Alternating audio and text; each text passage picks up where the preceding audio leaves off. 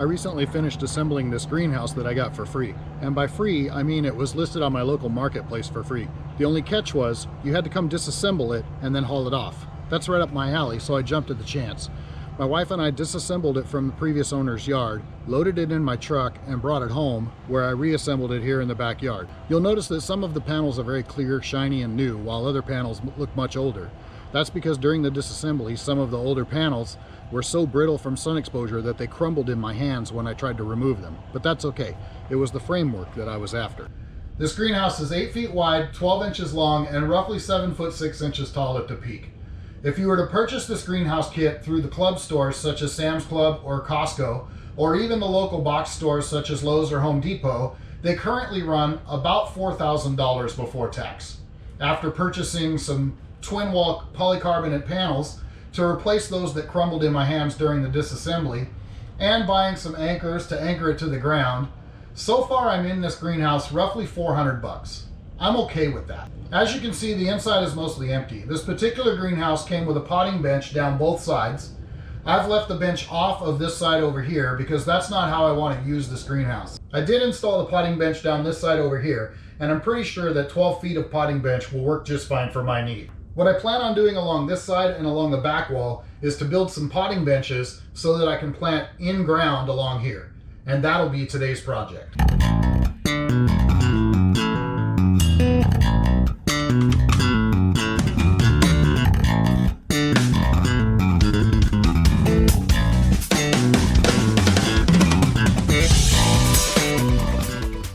I previously built some planter boxes for our back porch, and I'll link to that video below in case you want to go check that out. These planters will use a similar construction, but I learned a lot during that build, so we'll use that knowledge on this one. My son-in-law works for a fence company and builds some pretty nice custom fences. He usually has a lot of leftover cedar fence boards from various projects that would otherwise be thrown away.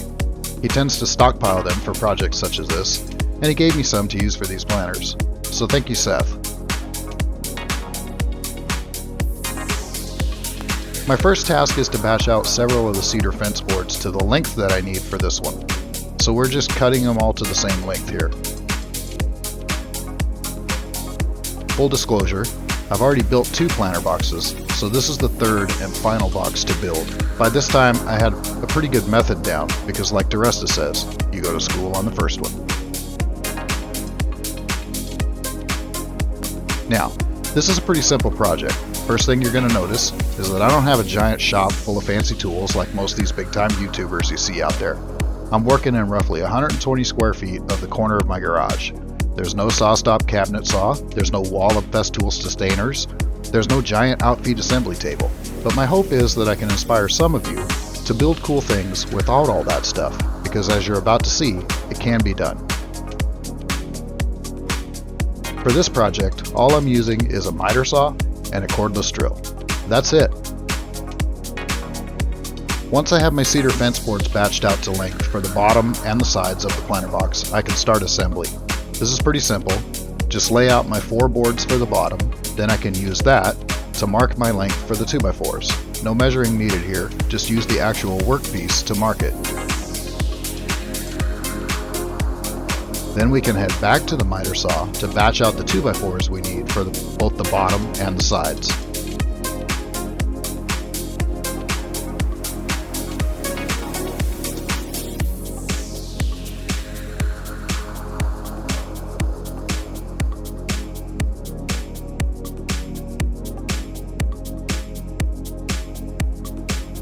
Assembly is fairly simple.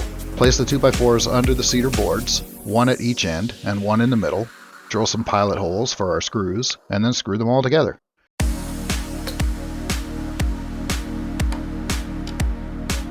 I'm using a staggered screw pattern here to help prevent racking.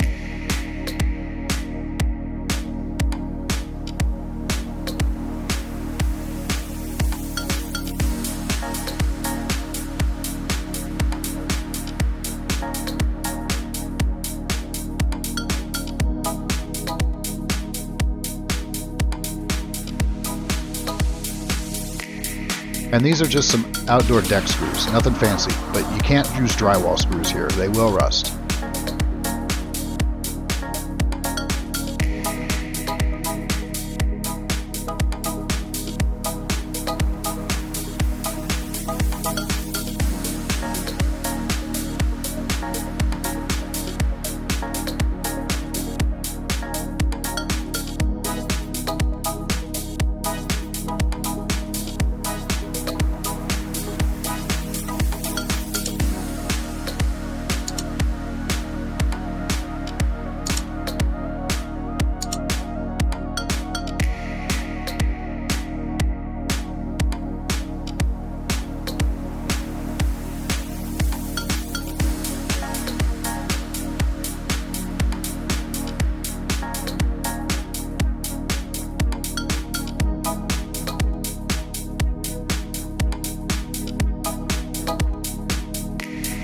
Once the bottom is done, we'll set that off to the side for now and work on the sides.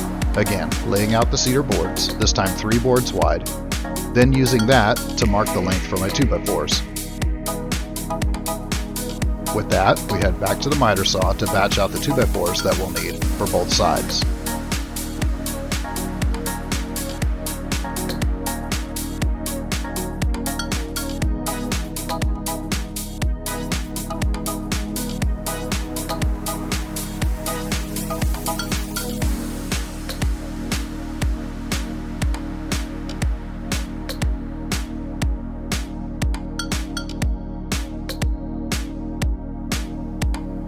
With our 2x4s in hand, back to the workbench to lay out their sides. A couple 2x4s underneath at each end, one in the middle, drill some pilot holes, screw them all together.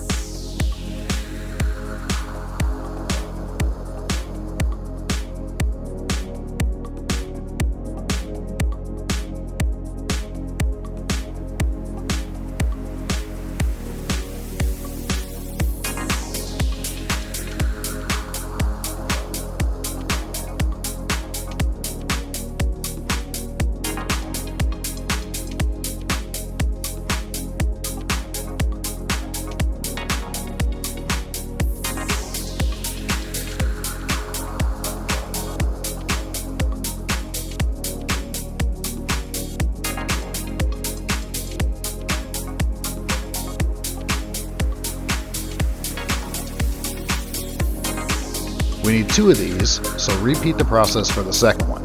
You get the idea, I'll spare you the footage. Now it's time to start assembling the sides to the bottom. This is where it gets fun, at least for me. See, again, I don't have a fancy giant outfeed assembly table. I have a Harbor Freight workbench that I bought used for dirt cheap. Check your local marketplace, it's crazy what you can find. My workbench is kind of small, so this project is really taxing the available space here, but we can make it work. Note that I clamped a spare 2x4 in my end vise to act as a stop, kind of a third hand, to help align things. I can just push everything back against it and know that it's all lined up. Work smarter, right?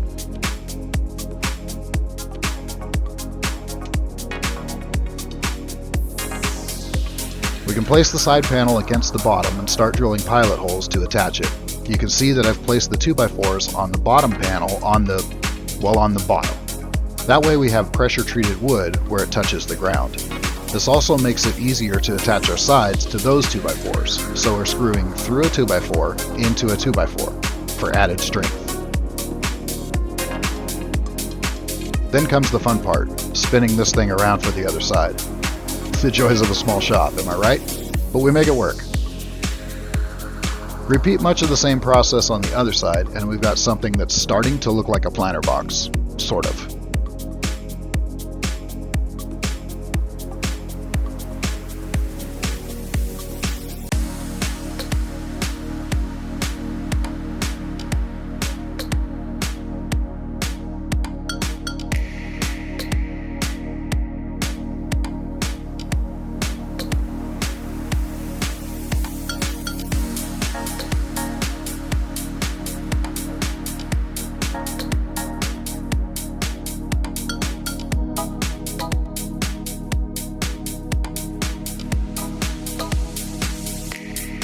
Okay, we've got the basic box build. I just need to build the 2 ends for it now. And again, I'm not really going to mess around with measuring things out. I'm just going to use this to mark on this piece. So I'll just drop my pencil. I'll lay this up here, line it up at the end,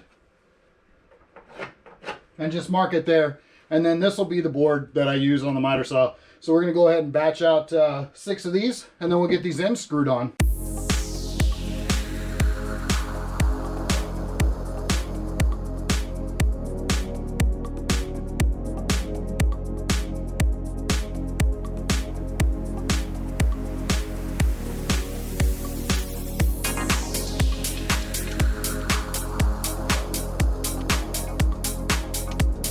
Then with our end boards in hand, we can start laying them up there, align the ends, drill some pilot holes, and run some screws in it.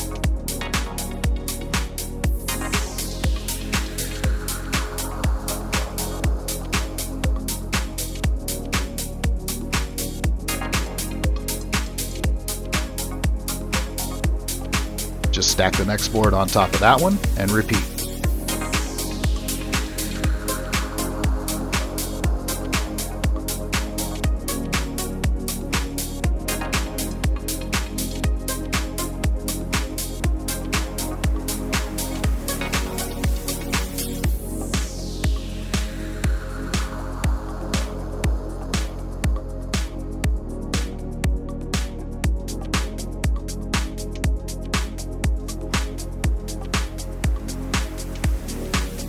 And just for some added strength, we'll run a few screws across the bottom as well, screwing into that bottom 2x4. Once again, we get to do the dance to spin this thing around one more time. Then we can do the other end. Much of the same here. Lay your board up there, drill your pilot holes, run some screws in it.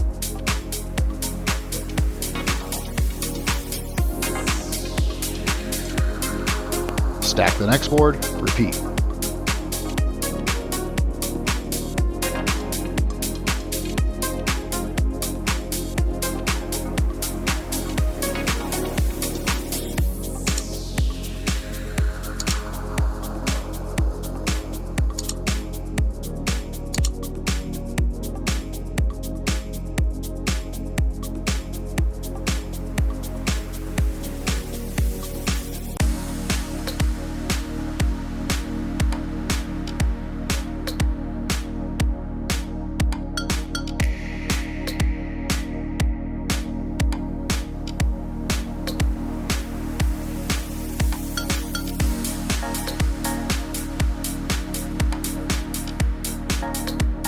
A few screws across the bottom.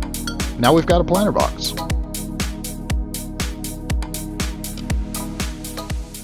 And there it is, guys. We've got a planter box built. This particular planter box was built to fit in the last space that I have left in my greenhouse.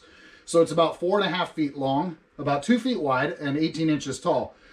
Again, not a lot of measuring going on in this. I just laid 4 boards across for the bottom, which makes it about 24 inches wide. 3 boards tall makes it about 18 inches tall. And then, like I said, 4.5 feet long to fit the last space that I had in the greenhouse.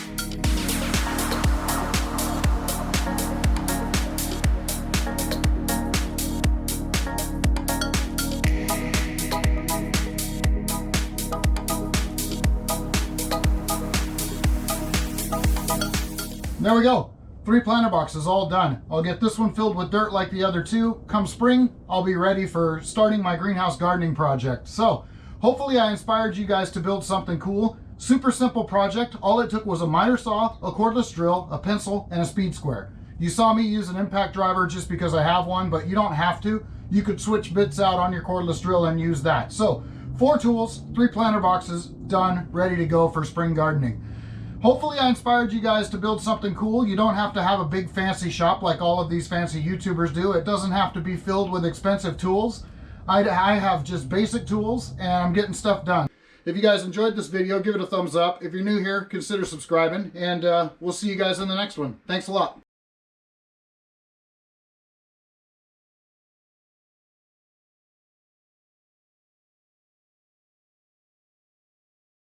I mean, at least the bird is in it. I gotta readjust. I gotta readjust. Oh. Sorry. I know. You had to do it right in the middle of the camera. I just had to. I still have the potting bench down this side, and I'm sure 12 feet. Oh, and there goes the plane, of course. Let's wait for that to get by. The bird's in it pretty well, right?